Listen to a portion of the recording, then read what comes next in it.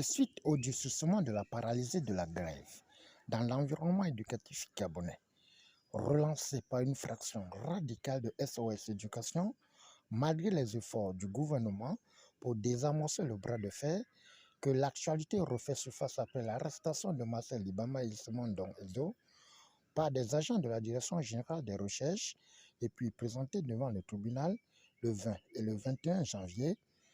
C'est face aux enjeux de cette situation qu'une réunion de crise, de mise en place des mécanismes et stratégies pour extraire le sable dans le bouillon de Cap, que la rédaction d'Afrique Vision Média a tendu son micro à Roger Ndor, Bessolo de Dynamique Unitaire, et Jules Biban de la SAEC ce jeudi 22 janvier 2026. En quittant le tribunal il y a 2 jours, il avait été prévu que Marcel Libama et le camarade Simon Luenzor soient présentés à nouveau au procureur vendredi prochain. Nous avons, contre toute attente, hier, alors que nous étions en réunion ici, au siège de Dynamique Unitaire, à ce sujet, nous avons été informés que nos 2 camarades étaient déjà reconduits au niveau du tribunal où nous sommes arrivés aux environs de midi. Un peu tard dans la soirée, ils ont vu des mandats de dépôt être décernés à leur endroit. Qu'est-ce qui s'est passé? Je ne saurais vous dire. Ce n'est pas moi qui programme les audiences, encore moins. En tout cas, je ne suis pas dans l'organisation ni des services de police judiciaire, ni du tribunal de Libreville ou du parquet. Donc, nous tous, nous avons été surpris de cette situation. Mais ce qui fait un peu mal et qui peut justifier notre tristesse, c'est de voir ces 2 camarades qui n'ont rien fait de mal, qui ne font que soutenir les causes justes, de se retrouver depuis quelques heures à la prison centrale de Libreville. Quelle que soit la formule, je pense que nous avons, puisque tout le monde n'était pas, et nous travaillons comme ça en milieu syndical, tout le monde ne pouvant pas être au tribunal quand nous étions dernièrement, il a fallu qu'on restitue les faits. Et il a fallu qu'on dise au monde éducatif et au monde syndical surtout que nos camarades vont repasser au tribunal et il faudrait que tout le monde soit là. Parce qu'il ne faudrait pas qu'on soit toujours, qu'on porte toujours, qu'on attende toujours ce que nous allons dire, nous qui prenons la peine d'y aller. Alors, est-ce que c'est cette mobilisation qui a précipité leur passage hier au tribunal? Je n'en sais rien. Est-ce que c'était programmé comme ça? Je n'en sais rien, mais toujours est-il que le fait de conduire Libama Marcel à la prison centrale de Libreville et Ndoenzo Simon va toujours réveiller la curiosité du monde syndical. Nous n'allons pas laisser nos camarades subir les mêmes choses que nous avons subies à l'ère d'Ali Bongo Ondimba, où il était facile de prendre quelqu'un, le jeter en prison sans raison.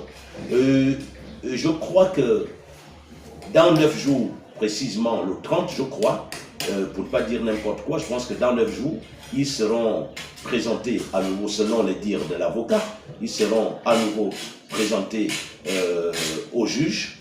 Et là encore, il faudrait que tout le monde se sente concerné.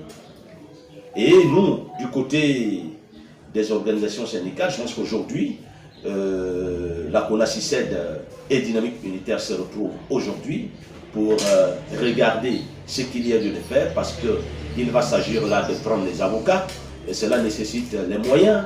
Les raisons pour lesquelles ils sont en prison ne sont pas des raisons familiales. Ils sont en prison aujourd'hui parce qu'ils ont voulu, parce qu'ils défendent la cause du grand nombre. Et il faut que ce grand nombre-là s'implique dans tout ce qui va se passer. pour obtenir leur libération. Nous allons certainement engager avec des plaidoyers, tant sur le plan national qu'international, pour montrer que les restes du pouvoir d'Ali Bongo sont toujours là. Je pense que ce sont les restes du pouvoir Bongo qui sont en train de produire ces effets. Et vivement que ces restes ne perdurent. Parce qu'on ne peut pas comprendre que nous nous retrouvons dans la situation d'hier. Je vous assure, moi en tant que syndicaliste, c'est une grande déception. Très sincèrement, nous vous confirmons que ce à quoi on a assisté depuis ces 2 jours concernant nos 2 camarades, ça se passe de commentaires. C'est vraiment l'exemple typique de la violation des droits fondamentaux des travailleurs, de la violation des libertés fondamentales dans notre pays. On ne sait pas dans quelle direction on est en train d'aller en ce qui concerne la Ve République. Une chose est sûre, c'est qu'actuellement, il ne nous revient pas ici de décliner tout ce que nous avons comme stratégie, mais le meilleur allié, c'est la force de la loi, dans un premier temps. Parce que, quitte à ce qu'on nous démontre le contraire, les dossiers en question sont complètement vides. Et ça prouve à suffisance que tout ce qui est en train de se passer ne se passe pas sur le droit fil de la loi, mais d'une forme d'imposture qui ne dit pas son nom. Les états-majors sont en branle.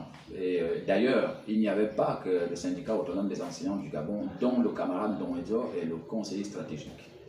Il ne s'agit pas seulement du SAEG, il s'agit aussi de la CONACICED et des dynamiques militaires. Mais au-delà de ces organisations auxquelles nous appartenons, beaucoup d'autres camarades syndicalistes d'autres secteurs sont à pied d'œuvre. D'ici peu, vous aurez forcément nos déclarations. Le SAEG est à pied d'œuvre sur tous les plans pour répondre efficacement à cette énième provocation. C'est l'occasion d'ailleurs pour nous de dire à tous les ségistes et au-delà à tous les enseignants que ce qui vient de se passer est pire qu'une insulte. C'est véritablement un défi que nous avons le devoir de relever. Jusqu'à maintenant, comme je l'ai dit la dernière fois, le SAEG ne s'était pas encore prononcé, la CONACICED ne s'était pas encore prononcée. Dans les minutes, les heures qui suivent, vous aurez de nos nouvelles et nous donnons rendez-vous à tout le monde et à tous les enseignants d'être au pied de guerre d'un défi qu'il faut absolument relever. Parce que là, les droits fondamentaux sont en danger. Mais toutes ces manœuvres-là ne porteront rien. Parce qu'on ne peut pas comprendre qu'on présente nos camarades devant le procureur de la République. Quelque temps après, on les renvoie à la DGR sans faire de mandat de dépôt, ce qui veut dire que leur dossier, logiquement leur dossier était vide et ils n'avaient pas d'éléments. Il fallait renvoyer ces services-là sur le terrain pour aller confronter un certain nombre de documents. Et je préfère vous dire ici que même certains d'entre eux doivent être étonnés parce que partout où ils sont allés faire les enquêtes, tout le monde sait que toutes les écoles sont fermées. Comment peut-on faire sortir des élèves des classes où ils ne sont pas? C'est ahurissant. On entend des arguments fallacieux du genre incitation à la grève. Qu'est-ce que ça veut dire dans le monde du travail? Incitation à la grève? Ça relève de quoi? Trouble à l'ordre public. Je rappelle que s'il s'agit de la dernière assemblée générale qui a eu lieu ici à ONG, c'était dans un cadre privé. Personne n'était sur la voie publique. C'était dans un cadre privé où les enseignants se sont réunis pour rappeler les mêmes choses que l'on rappelle au gouvernement depuis 20 ans, 30 ans. Et enfin, il faudrait quand même à un moment donné que ceux qui nous gèrent arrivent à se gêner. La grève là est consécutive. Nous sommes là dans les conséquences. Quelles sont les causes de cette grève? C'est la violation permanente des droits des travailleurs qui amène la situation dans laquelle elle se trouve aujourd'hui. En pareille circonstance, il faut inviter sur la table les concernés. Vous ne pouvez pas devoir de l'argent aux gens et plutôt faire sortir les muscles pour vouloir museler les libertés. C'est complètement ahurissant. Alors, j'insiste là-dessus. Nous aurons l'occasion d'y revenir avec beaucoup plus de détails. Mais cette imposture ne doit pas passer. Notons que les jours à venir ouvrent une brèche dangereuse susceptible d'entraîner une cascade de revendications si rien n'est fait pour reconstruire le spectre social à travers des règlements de compte déjà visibles par le combat de leadership. en s'appropriant le mouvement à travers des combats interposés. Au finish, Martial Dibama et Simon Don Ildo seront devant le tribunal 9 jours.